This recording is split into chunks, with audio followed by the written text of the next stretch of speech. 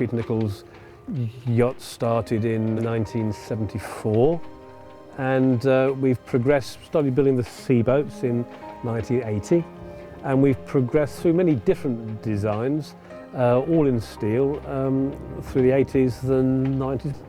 Steel boats are tremendously strong. They've got a tremendous strength to weight ratio. I've been sailing since I was about 5 years old. I started sailing dinghies. My father was a naval architect and yacht designer, well known in the 50s, 60s and early 70s. So I had a passion for yachts and still have a passion for yachts. There's so much you can do with metal, and because and you're not restricted by a mould. Yes, you can create incredible shapes with a mould out of solid, but you can also create incredible shapes out of steel, and it looks so much more natural. People take steel boats to the Antarctic, they take them to the Arctic. Steel boats are ideal for that. The insulation is good, but they can take them to coral islands, they can go in to difficult anchorages in between the coral, and if you snag the boat on the coral, the steel boat, you'll get away with it. The steel boat will look after you.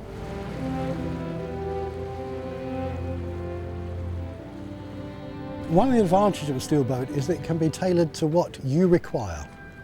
In other words, in terms of its physical size, the length can change. It's not fixed rigidly by a mould like a GRP vessel or an FRP vessel. Also, the rig can be changed, the interior can be changed to suit individual preferences. You can have a sugar scoop stern, you can have a centre cockpit, you can have a different deck layout. The 53-foot can have a forward cockpit as well as the centre one. There's lots of things that you can do. You can have a pilot house without, for instance in GRP terms, having new moulds and all the rest of it, because once the basic hull is done, the deck layout can be how you want it. So if you want a 37-foot boat with, let's say, 4 berths in it, sea berths, that can be arranged. If you want it with 8 berths in it, that can be arranged. If you want just a generous layout, again, that can be arranged. It is not set by a physical mould from which it has to be taken. The Peter Nicholls brand represents quality, attention to detail, good design. We build every boat as if it's for our souls, if it's going to be our own boat.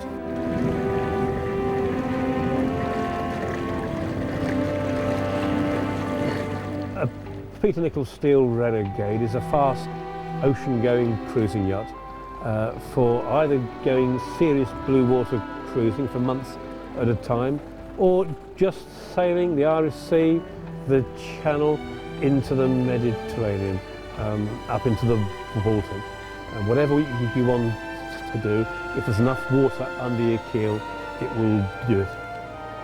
The Renegade came about probably some 10 years back when I was asked to design a fast sailing cruiser in aluminium for a very experienced Scottish sea captain, master mariner. He was about 63 at the time. I designed the Renegade in aluminium, round bilge.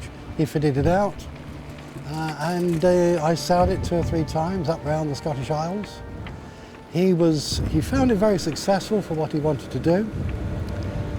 He sailed it for about 12 years, mostly single-handed or with his wife, around the Scottish Isles. Since that time, several Renegades have been built, both in aluminium and steel. Even some that have been built and modified specifically for passage racing, things like the Azores and back, around Britain and Ireland, and such like.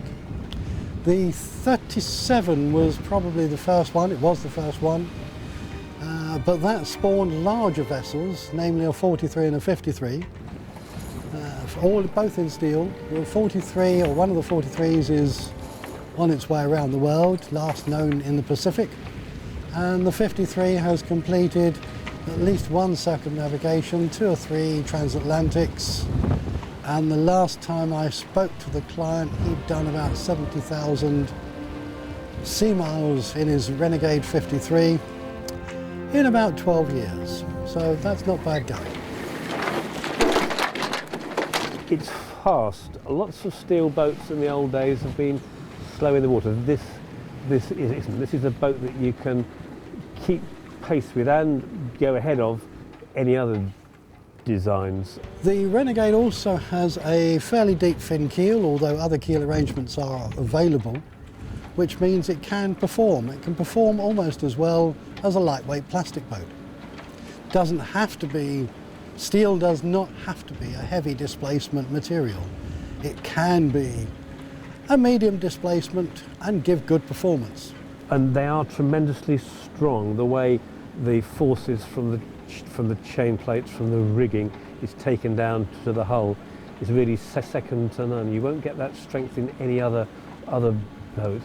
The method of construction was actually developed about 20 years ago, and it became quite successful. So successful that the British steel yachts, the original ones that went around the world, were actually built by the same boat building method.